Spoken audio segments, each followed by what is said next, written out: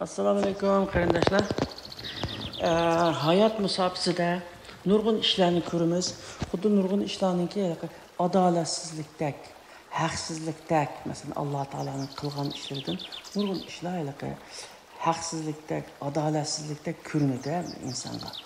U ishni tigini uqmaymiz endi. Nurg'un vaqtlarda biz ishning tigi taktini uqmay ko'rinishiga qaraymiz. Muşunda bir ikki dona qissa var. Musa alayhissalomning zamonida Beni İsrail'den bir adam yip igirip can saqlaydı ekan. Yip igirip aşınımda qaltaki yögep, açıqı bazağa qapırıp, setip, ayna qilib can saqlaydigan nayt kambag'al adam ekan endi u. Allah'ını zikir qilib, o'tirib ayna yip igiridi ekan, uni qaltaki yögeydi ekan, apırdı ekan. Bir kuni qaltaki yögep, endi bazağa bir tayoq qilaman deb qaltaki yögep tayoq qilib tursa, bir qush kelib, aşı qo'ldan cho'qiblar akitga oldi. Uchib akitganda, akatgandan keyin bu nayt achchig'i ketganda bu. Endi bu bozorga olib satay, balalarga non epiray deb bunda tayoq qilib tursam, ketdi, olib ketdi. Men mishadagi eng kambag'al odam tursam. Bu Allohning adolati qana bu, shunda tursam, meningkidan olib ketib bordi. Bunda pulu bor, bunda adamnikini akatmay, meningini akitib bordi deb Musa alayhissalomga azq qilganda. Musa alayhissalom Allah'ın hikmetini biz uqmaymiz ham deb yaxshilik bordir aytgan. Şunu bilan uzun o'tmay, yani bir yarim kun o'tamdi oliqida bir odamlar keldi ekan. Musa alayhissalomning qashqa bir tijoratchilikda biz uzun safardan keldik. Mushu 1000 dirhamni eng kambag'al bir kishiga mushuning sadaqa qilishni biz Allohga so'z bergandik. Şunu sizga bersak, siz ashunga bersangiz degan. Musa alayhissalom qanday ahvol bu? Mana bir qism deb biringlar degan ekan. Biz mushu dengizda kelyotdik kiyimida. Bu kiyimining kuchugin bir yer teshilib ketdi. Teshilib ketgandan keyin bundan shu suv chiqildi. Agar endi biz shu asha tuyishni itiyotmaganda bu kiyime suvga petib ketadi, biz o'lab ketdik. Shu duo qildik Allohga. Bazı kiyimlerimizni, hatta kiyimlerimizin küçüğünü yani yitip bir kanda kılıp aşı tüşkünü iteyli dep ayna qilib baktık. Ya itidigan hiç kandan nasi yok anda onun kiyiminin içinde. O tüşkü itilmedi, su çıkıverdi. Şunda tursak bir kuş gelip kulda ayda bir nimine ayda yip igirilgen ayda yip bilen bir galtakni şey taşlap qap ketdi kiyimiga. Qarasak o galtakni shunda ilib aşağı shunda salsak tush itlib qoldi. Shuni biz yani kiyimida aman qoldik. Shuni mushuninga Allohga shukr qilish uchun, shu shukronasi uchun biz 1000 dirham sadaqa qilaylik deyishdik aşağıda. Shuni salomat keldik, shuni mushuni 1000 dirhamni akaldik degan. Ha bular deb elib adamga ning qishqi berib Hasanbay Allah'ın şikayet kılvatatdın o, adalet kılmadı dep. Men 1000 dirhamni ala sana ekipti deydiken. Demek aşı adamның qo'ldan olib chiqib ketgan qush oyog'i tashlagan gap Allohning irodasi bilan 1000 dirhamni manga yetkazgan gap.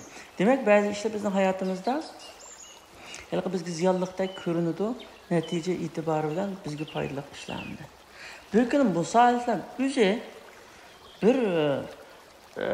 bir bulaqning yanında sahilda bir yerde otursa, yiroqroq bir daraxtning üstüne oturup ekan, kishilar bulaqdan kelib suv ichib ketadigan. Bulaqqa o'choqda bunda egilib, beshi bilan egilib, og'zini akilib, ayda ichitgan gapgan kichik vaqtimizda ayda suv ichatdiqqan bu yerdan qo'limizni tutmaydi, ayda ichatdiqqan.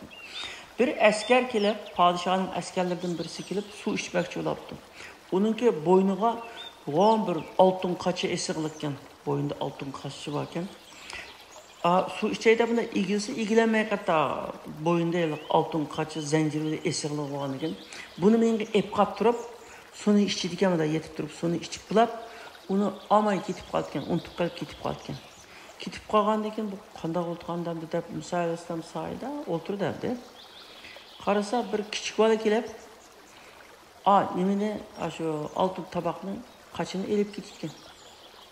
Elib ketgan. Ondan keyin hayal olmay bir qeradam kelib suv ichadigan.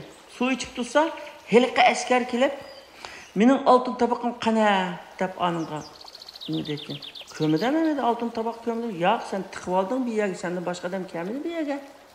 Sen tiqib olding altın tabaqamni ber deb.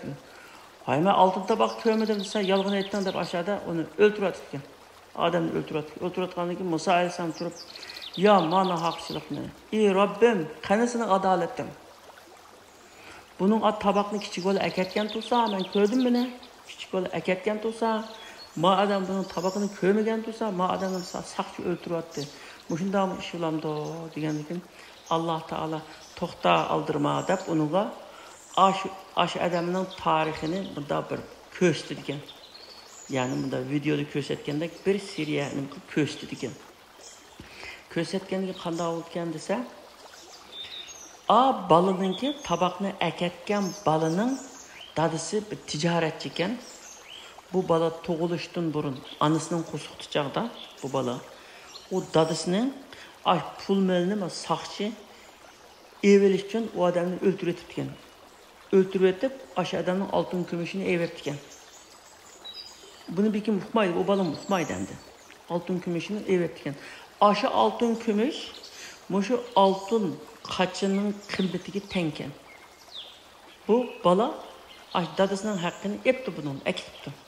Endi o adamning gunohi nima? O'ltirilgan odam desa, u o'ltirilgan odam askar kichik vaqtida, 5-10 yosh vaqtida bunun dadasini o'ltirib etgan. Hali o'ltirgan odam askarning dadasini o'ltirib etgan. U askar uqmaydi uni o'ltirib etganligini. Demak shu chaqda, demak bala o'zininki haqqi bo'lgan, ya'ni dadasininki haqqi bo'lgan oltin qachisiga erishdi. Adam qeradan onun dadasini o'ltirib atqandi. Bu askar o'zining dadasining qotilini o'ltirib intiqomini oldi. Adolatga mushamasmi debdi. Shuni Musa subhanalloh, subhanalloh. Alloh gunohimni kechirgan.